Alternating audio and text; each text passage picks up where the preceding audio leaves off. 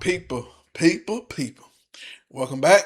Now, this is something I was personally interested in. We're going to learn how the transfers work in football, which we call trading in our other sports in our American football. They're called transfers.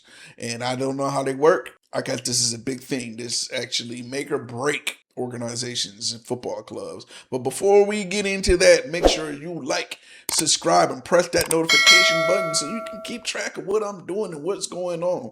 As you see from these videos that you can go and binge now, because I got enough that I am actually trying to keep up with 100 years of missed football knowledge. I've been learning about corruption. I've been learning about players, which you should let me know what player I should actually look into next in the comments. I've been learning about all different type of things. I'm actually going to learn about rivalries, and I'm going to actually learn about scandals next, because you guys told me to look into that, because that's very interesting, because there were a lot of match scandals. There's a lot of cheating going on that I should know about how this actually works, because I brought it up when America, we did that thing with Balogun, with his red card and got that deferred, and that was actually crazy. So that was our first little taste of how FIFA operates. So we're going to check that out, but let's get right into it.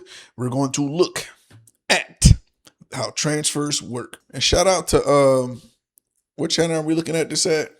Shout out to Decode Football for this Transfers are a central component in football, with all the clubs around the world exchanging mind-boggling sums of money in order to sign the players they want. So what exactly are the transfers in footballs and how do they take place? In today's video, we will be discussing on that, as they account for a club's source of revenue. A transfer in football is a business transaction between two clubs which sees a player move from one club to the other. If a player is under contract, the club wishing to secure his or her services usually have to pay a compensation, otherwise also known as a transfer fees. The transfer fee takes into account a number of factors, including... Okay, do we have that in American football? I know there's like luxury tax and things of that nature, but anyone that knows about American football, which is the NFL and everything, do we have that too? Do we have transfer fees? Do we have that? If I do, when they trade somebody from the Steelers to Cincinnati because they're in the same division, is there a transfer fee? Is there some type of penalty or anything that works with that, or it's just you're just trading for whatever picks or player for player? Somebody let me know in the comments when it goes to that. Including the perceived quality of the player, current contract length, his commercial value and potential worth, and the present age. A player can be signed on two types of deals. A permanent transfer, another temporary transfer or loan, where a player plays for another club for the period till the loan deal expires. Usually... What you mean a loan? Run that back. What do you mean you can loan the player out? Like, what are you talking about? But run that back. You say you can do a permanent transfer, which is, send them to, or temporary transfer. This video actually now has given me more questions than actually answering everything. What do you mean you can loan the player out? So you can say, hey, you could take my player for 2 or 3 years because you're going to bring in this much money, and we're going to make sure you're okay, then you bring him back? Is that what it is? What do you mean you can loan a player out? Somebody let me know in the comments. That is crazy. You can loan a player out? Nah, that's insane. Transfer or loan, where a player plays for another club for the period till the loan deal expires. Usually loan deal are of short term, 6 months, or even long terms ranging between 1 year and 2 years. So you can play a full season when two clubs agree terms of sale and the buying club agrees to a contract with the player. Like the business transaction, a transfer can occur in a variety of ways. Suppose a club is interested in signing a player. A representative from the club will then make an official inquiry to the club which has their target player under contract. If the club is open to selling the player, the prospect of him joining a new club is possible, then he and his club considers it with their agent and advisors. First of all, the two clubs must negotiate the transfer fees along with any clauses. So the player actually gets what we would call in the NBA like a player option, to where he could decide he don't even want to take the transfer, even though the two teams may agree. He can be like, "Nah, I'm going to stay here. I don't want to go with them." That can happen. Like I said, I got more questions than answers with this. Such as the sell-on percentages, buyback clause, and other financial inducements. Then the buying club must negotiate a fresh contract with the player they wish to sign, endeavoring to meet the terms requested in respect of salary, other bonuses, contract length, release clause, etc. There are two official transfer windows during which transfers are allowed to take place each season. So, like I said, I'm confused a little bit. So the contract is null. The contract, do the previous team that sold them, do they still have to pay out their contract and then they still work a new contract with the next club? Or whatever clauses that they got, they're just like, hey, it cuts off right here. They'll take on your contract, but you're gonna negotiate whatever deals you got with them. Like I said, I got more questions. I got more questions than than answers from this. These windows are also known as registration periods. Each national association must decide on when these windows occur for their respective men's and women's football seasons. They are I don't know if it's a good video or a bad video. usually defined as summer and winter transfer windows, with the dates of summer falling during the pre-season and then the winter at the midway point of the season. I mean, that's just like any other league, Trade them during preseason, and then you could trade them up to a certain time before All-Star break, if it was the NBA, or before week 8 of the NFL, before halfway through the season, and then teams are locked in. Football agent is an individual who represents a player's general interests, specifically when it comes to issues such as contract negotiations.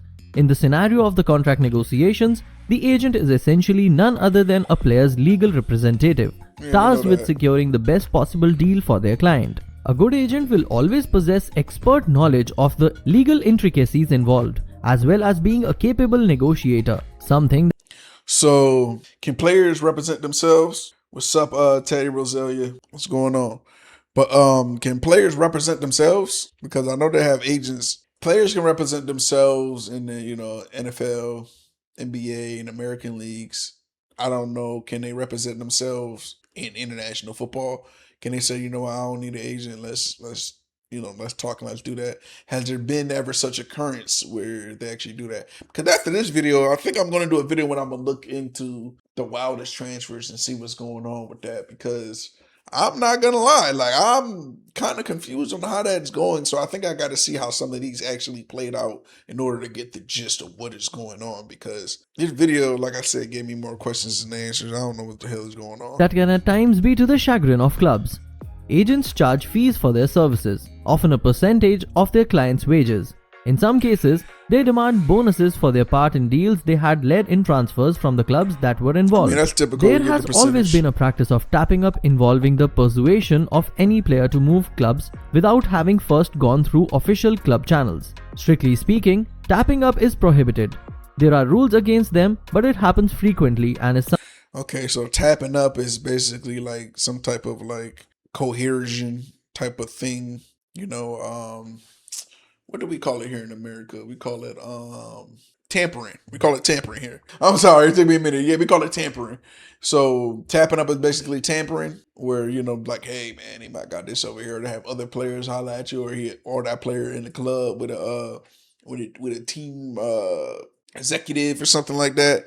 They're meeting, we're friends, we're going golfing, but they really just doing player tampering. Then you pay a fee for that. Something that is quite difficult for the authorities to enforce it. However, as per the Bossman rule imposed in 1995, players are free to negotiate with other clubs without their old club receiving a transfer fee with only 6 months left on their contract. So they can represent themselves without a fee only if they have 6 months left. Okay. When a player moves from one club to another without a transfer fee being exchanged, then it's called free transfers. They usually occur when a player's contract is expiring or has expired. Players can even hand in a transfer request if they wish to leave the club if and when they are unsatisfied. In that case, the club will place the player in the market and then look for suitable offers and bidders from other clubs. A transfer request is We call that the portal if this was college football. That is the transfer portal. a formal appeal made by a player to the respective club they are under contract with. Oh, okay. It making now the transfer portal for college football is making sense now because of this. And it's funny because it's called the transfer portal, and it's very similar to what is going on with this. So college football, I'm gonna keep it real with y'all. College football is more close to international football or soccer for here in America, within the feel of the crowd, the way the teams is, the ultras, the atmosphere, the now because they have NIL, which is name, image, and likeness, where the players can actually get paid. It seems like everything is very It's similar to that, but they don't do it in the NFL. It's so corporate. NFL, if the NFL had more of an international football culture, I would believe that sport can actually compete with international football, because as much as we make it big in America and we talk, 130 million viewers for the Super Bowl, when average World Cup was averaging 800 to a billion viewers for each match. It's crazy. It's crazy. But in America, we got the marketing and the propaganda thing going on right now. So they will be like, yeah, this is the biggest sport in the world, American football, nothing bigger than this, our stadiums, this and that. And they're like, listen, dog, we do that with no problem. Yes, our stadiums are state of the art due to the fact that they're built newer. Like, we frequently update our stadiums. But other than that, they're not being filled out too much from other things. You might get some superstar, pop stars, whatever, that'll come through and fill that up. But we're not having 30, 16 plus football games into the in that stadium. You're gonna have eight, maybe eight, nine throughout the season if you make the playoffs. But you guys fill them out. You guys go through how many games they go through? About 40 games. So you're doing about 20 home games. That's a crazy amount to fill up a stadium. You guys are using the shit out of them stadiums. With to facilitate a transfer move to another club. If a club doesn't want to sell the player and rejects transfer bids repeatedly, then players may opt to issue a formal transfer request in defiance. Hopefully you have found out the video informative and liked the topic. The next video will be similar to this. Absolutely not, man. I ain't gonna lie, man. This is a terrible video. I do not have any more information than what I came with. All I did was ask questions throughout the video, so please, in the comments, can you guys help me understand what transfers are and how does it really work? Because that was kind of the gist of it, and it kind of correlates to how the transfer portal works in college football here in America, but he didn't really that wasn't a good video. I'm not gonna lie. And when I watch these videos, I'm watching them for the first time. Okay, I'm watching them for the first time, so you're seeing a live, genuine reaction of me watching the video because I'm streaming right now. So when you guys are watching it on YouTube, you guys are watching like a VOD, a video on demand. You basically watching a recording of me actually live streaming me doing this. So this is all live reaction of me finding out that video was trash. But I'll catch y'all guys in the next one. Let me know in the comments, and we're gonna actually look up the craziest transfers in the league in the next video. And okay, y'all be easy. See you on the next one.